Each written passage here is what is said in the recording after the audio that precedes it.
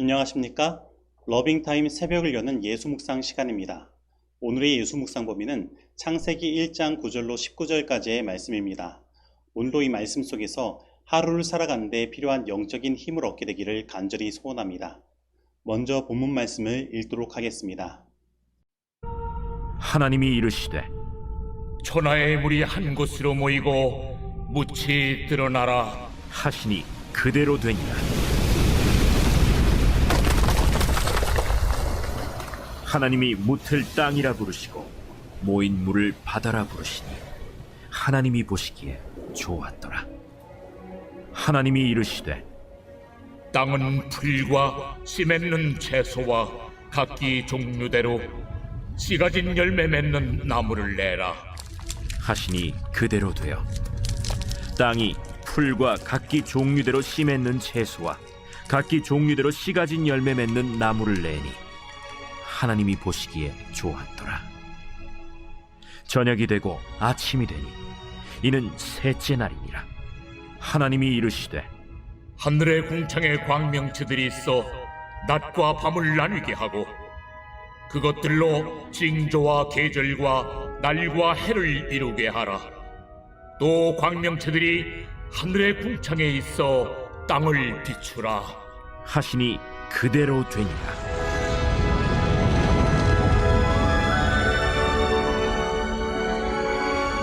하나님이 두 큰 광명체를 만드사 큰 광명체로 낮을 주관하게 하시고 작은 광명체로 밤을 주관하게 하시며 또 별들을 만드시고 하나님이 그것들을 하늘의 궁창에 두어 땅을 비추게 하시며 낮과 밤을 주관하게 하시고 빛과 어둠을 나뉘게 하시니 하나님이 보시기에 좋았더라.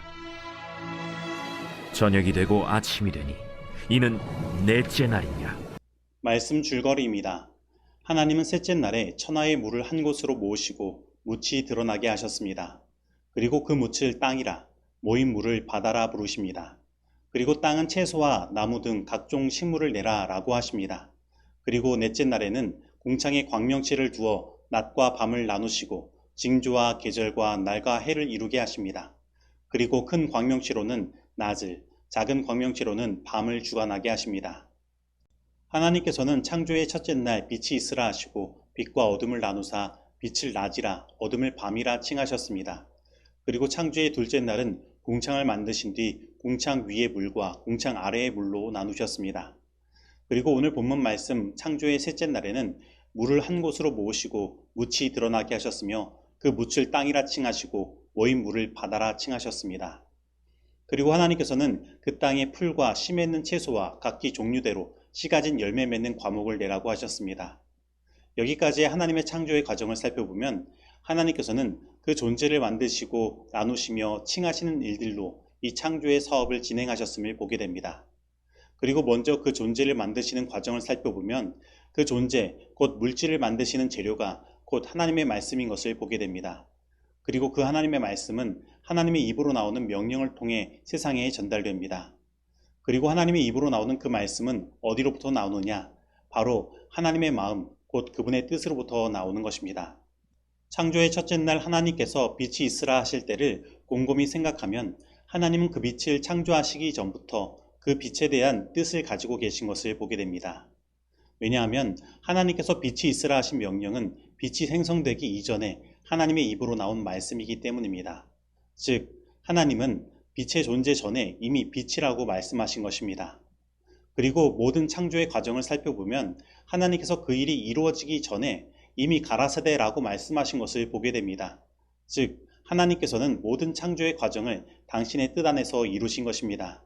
그리고 하나님은 우리를 구원하심에 있어서도 그 창조의 과정과 같이 당신의 뜻을 먼저 세우시고 그 뜻을 말씀으로 이루시는 것을 보게 됩니다. 즉, 하나님의 마음에 품은 뜻은 곧 현실이 되고 더 나아가 하나님의 말씀이 곧 우리의 미래가 되는 것입니다. 그래서 우리가 우리를 향한 하나님의 뜻이 무엇인지를 아는 것은 너무나 중요한 것입니다. 왜냐하면 하나님의 뜻이 곧 우리의 현실이 되고 미래가 되기 때문입니다. 그래서 더 깊이 생각하면 우리는 하나님께서 그 사랑으로 이 세상을 창조하시고 사랑으로 우리를 구원하시는 사랑 자체인 것에 대하여 감사해야 하는 것입니다. 만약에 하나님께서 사랑이 아니시라면 우리 모든 세상은 파괴될 것이기 때문입니다. 하나님께서 조금이라도 우리를 향하여 나쁜 감정을 가지신다면 우리는 이 세상에 존재할 수 없는 것입니다. 그래서 오늘 우리가 존재한다는 것은 바로 하나님께서 우리를 향하여 품으신 뜻이 사랑이라는 증거가 되는 것입니다. 예레미야 29장 11절은 다음과 같이 말합니다. 나 여호와가 말하노라. 너희를 향한 나의 생각은 내가 아나니 재앙이 아니라 곧 평안이요 너희 장래의 소망을 주려 하는 생각이라. 오늘 우리의 삶 가운데 재앙과 같은 일들이 벌어질 수 있습니다. 그러나 그것은 하나님의 뜻이 아닙니다. 오늘 우리들의 삶 가운데 환난과 어려움이 있을 수 있습니다. 그러나 그것은 하나님의 뜻이 아닌 것입니다. 오히려 하나님께서 우리를 향하여 가지신 뜻은 평안이고 우리의 장래의 소망을 주려는 것입니다. 그러므로 오늘 나의 삶 가운데 재앙과 같은 일들, 환난과 어려움의 일들, 질병과 고통의 일들이 찾아왔다고 하더라도 하나님 안에서 소망을 갖게 되기를 바랍니다. 오늘 우리가 하나님의 우리를 향한 그 뜻을 온전히 믿고 나아간다면 하나님의 말씀은 곧 우리의 현실이 될 것입니다. 그리고 그 믿음을 놓지 않는다면 빛과 어둠이 분명히 구별되고 모든 세상의 경계가 우리의 삶 속에서 분명해질 것입니다. 그리고 오늘 우리의 삶의 빛과 어둠과 세상의 모든 경계들이 분명해질 때 오늘 창조의 셋째 날 바다와 땅의 경계가 분명해진 그 땅에 식물이 생겨나고 나무의 열매가 맺히게 된 것처럼 오늘 우리들의 삶에도 하나님께서 채워주시는 일들과 열매 맺게 하시는 일들이 경험될 것입니다. 그래서 우리는 이 창조의 각 날마다 하나님께서 세우신 그 뜻, 곧 우리에게 보이신 사랑을 발견할 수 있습니다.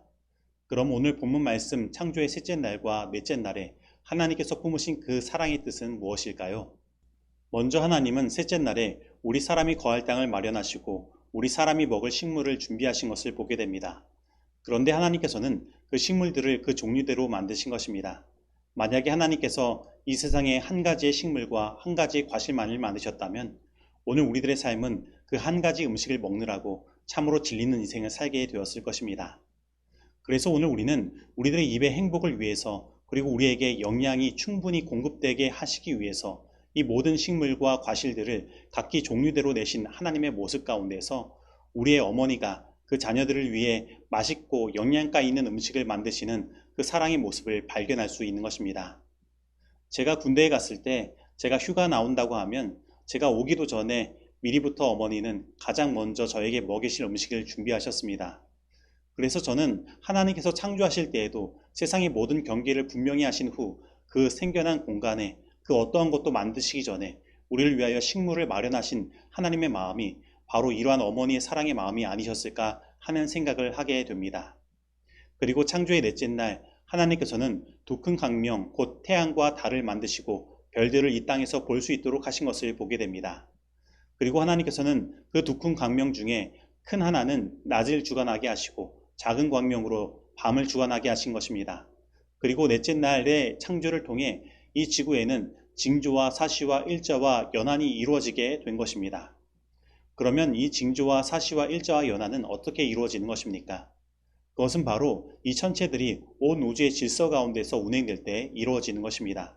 그리고 이 질서는 이 모든 태양과 별들이 바로 하나님의 보좌를 중심으로 일정한 궤도를 지니고 돈다는 것을 이야기하는 것입니다. 그리고 우리는 그 우주의 질서를 밤하늘의 달과 별을 통해 바라보고 낮에 뜨는 태양을 바라보고 발견하게 되는 것입니다. 그런데 그 우주에 펼쳐진 그 질서는 우리의 눈에 어떻게 보입니까? 굉장히 아름답고 우리의 마음을 편안하게 하는 것을 보게 됩니다. 다시 말하면 우리는 이 창조의 넷째 날에서 우리를 위해 온 우주를 질서 있게 정리하시고 우리에게 아름다움과 편안함을 선물로 주시는 하나님을 보게 되는 것입니다. 그리고 이것은 하나님의 보좌 중심으로 그 모든 것이 움직일 때 일어나는 것입니다. 그런데 오늘날 우리는 우리를 불안하게 만들고 세상의 아름다움을 파괴하는 일들이 벌어지는 것을 보게 됩니다. 세상의 질서가 무너지고 경계가 약해지는 것을 보게 됩니다. 세상의 빛과 어둠의 경계가 무너지고 선과 악의 경계가 무너지며 바다와 땅의 경계가 무너지는 것을 보게 되는 것입니다. 그러면 무엇이 이러한 일들을 만들었습니까? 그 이유는 하나님 보좌 중심의 질서가 무너졌기 때문인 것입니다. 그래서 우리는 하나님의 보좌 중심의 삶을 다시 회복해야 합니다. 하나님의 그 뜻대로 삶의 질서를 찾아야 하는 것입니다. 그런데 그 질서는 어떻게 찾아질까요? 창조의 넷째 날에 이 지구가 우주의 질서 가운데로 들어갈 수 있었던 가장 중요한 일이 바로 태양과 달에게 낮을 주관하고 밤을 주관하게 만드는 것이었습니다. 다시 말해 우리는 우리의 삶을 하나님께서 주관하시도록 맡겨야 하는 것입니다. 그리고 태양과 달이 성경에서 신약과 구약, 곧 성경 말씀을 나타내는 것처럼 이 말씀이 우리의 삶을 주관하도록 맡겨야 하는 것입니다. 그러면 우리는 우리의 삶의 질서를 찾고 다시 삶의 아름다움과 평안을 경험하게 될 것입니다.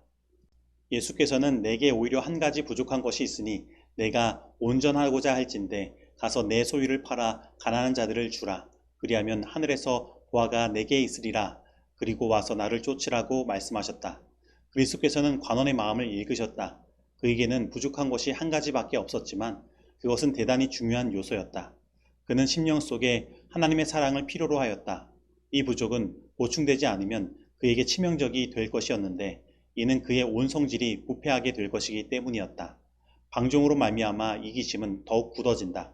하나님의 사랑을 받기 위해서 자신을 최고로 사랑하는 그 마음을 포기해야만 하였다. 그리스도께서는 이 사람에게 하나의 시험을 주셨다. 그분께서는 그에게 하늘의 보화와 세속적 위대함 중에서 하나를 선택하도록 요구하셨다. 그가 만일 예수를 따른다면 하늘의 보화가 그에게 약속되었을 것이다. 그러나 자아를 포기하고 그의 의지를 그리스도께서 주관하시도록 해야 할 것이었다. 바로 하나님의 거룩하심이 청년 관원에게 제공되었다. 그는 하나님의 아들이 되어 하늘의 보화를 그리스도와 함께 상속받을 특권을 가지고 있었다. 그러나 그는 십자가를 지고 구주를 따라 극기의 길을 가야만 했다. 시대소망 519에서 520페이지의 말씀입니다. 적용하도록 하겠습니다. 오늘 나는 나의 삶 속에 재앙과 같은 일이 벌어지고 환난과 고통이 있을 수 있지만 그것이 나를 향한 하나님의 진심이 아니라는 사실을 알고 있습니까? 오늘 나는 하나님의 그 진실된 사랑을 깨달을 때 나의 삶 속에 질서와 경계가 분명해지고 열매 맺는 삶을 살 수 있음을 믿습니까? 오늘 나는 다시 하나님의 보좌 중심의 삶, 곧 하나님께서 나의 삶을 주관하시고 인도하시는 삶을 회복하기 위해 하나님의 말씀을 따라 살기로 결심합니까? 오늘 이 말씀 속에서 내가 실천해야 할 것은 무엇입니까? 기도하시겠습니다.